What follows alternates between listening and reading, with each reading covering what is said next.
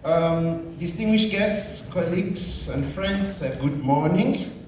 Good morning. You have to answer like you're not afraid to say hello, and you're not afraid for people to say they saw you at the corruption summit.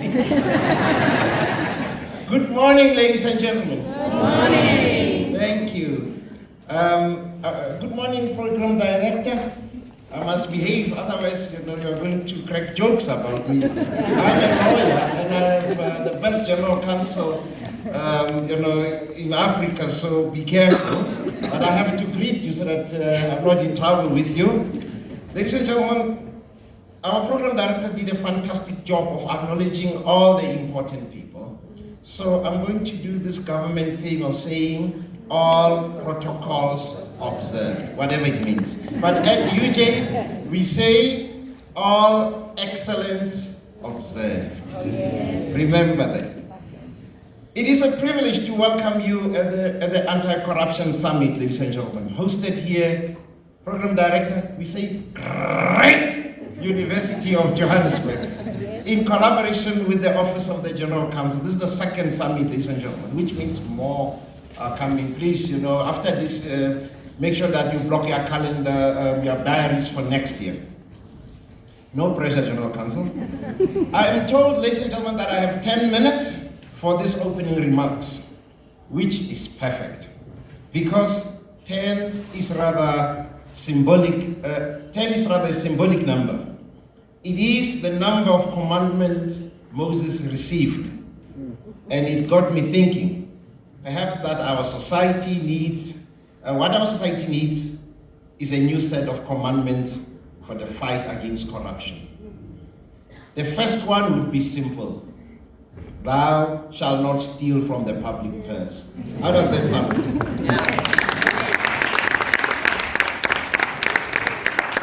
Clear enough, ladies and gentlemen. Yet we know how quickly human creativity can blur what should be a bright line, isn't it? Words like reallocating resources, finding efficiencies, or securing a future for my family's family are all familiar euphemisms that disguise what is at its core corruption, ladies and gentlemen. You know what I'm talking about. We're hustling. Yes,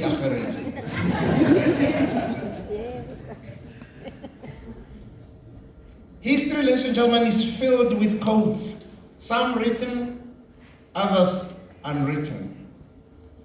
Corruption is bad, but sometimes I wonder, I'm like, these people really, if you steal, a cable, supplying electricity to a hospital, you want to kill all the patients.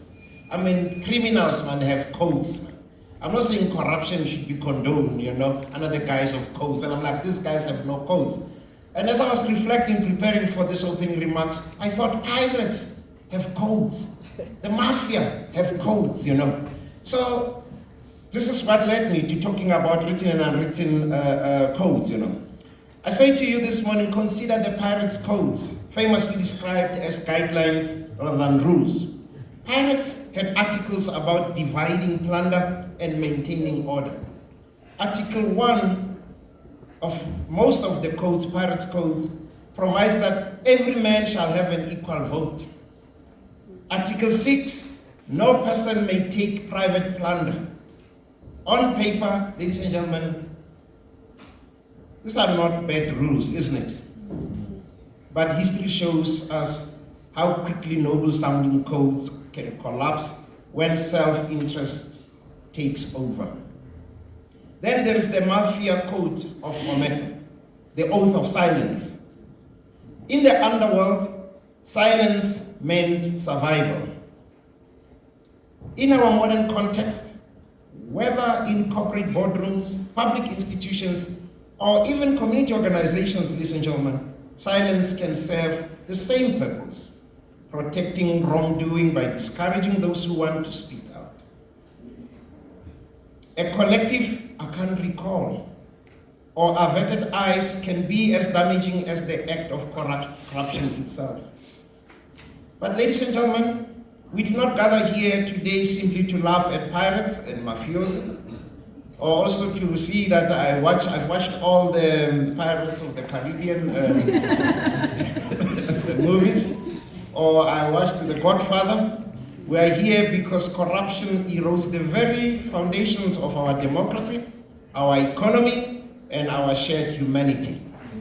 It diverts resources away from the poor, undermines trust in institutions, and breeds cynicism in our youth.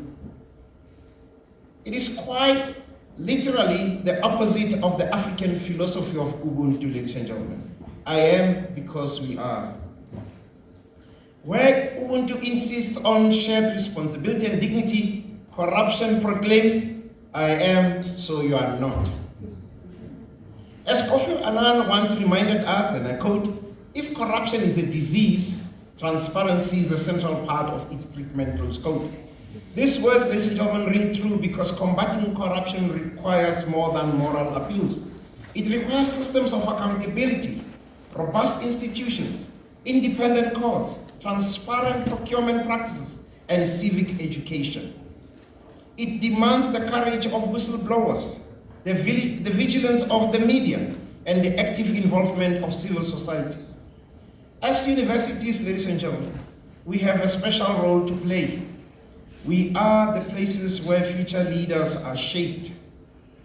If we do not cultivate ethical leadership, then we should not be surprised to find ourselves governed, employed, or even managed by those who see public service or corporate duty as private gain. That is why, ladies and gentlemen, the knowledge generated here, the debates we hold, and the examples we set matter far beyond this summit. At the great University of Johannesburg, we do not tolerate corruption, I can tell you that.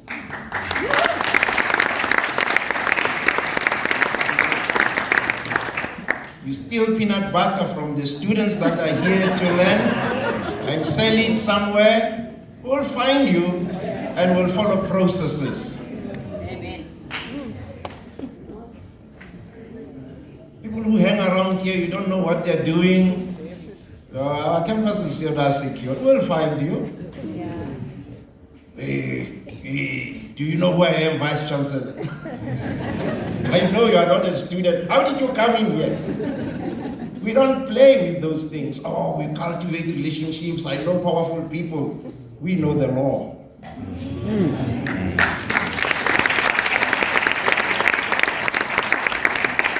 We know that here we are training future leaders because corruption starts here. Yeah. I studied at one of the universities that do not exist. One day a person is a president of the SRC, the next thing the person owns a taxi. Then the other day the SRC trust fund is all gone.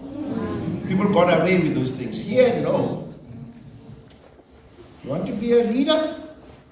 We will send you overseas to learn about leadership. We will provide courses to train you as a leader because we know that one day you are going to hold an office of great importance. But if you steal, you go around threatening people, promising people that you can sell spaces because people want to study here, we will find you. We will find you.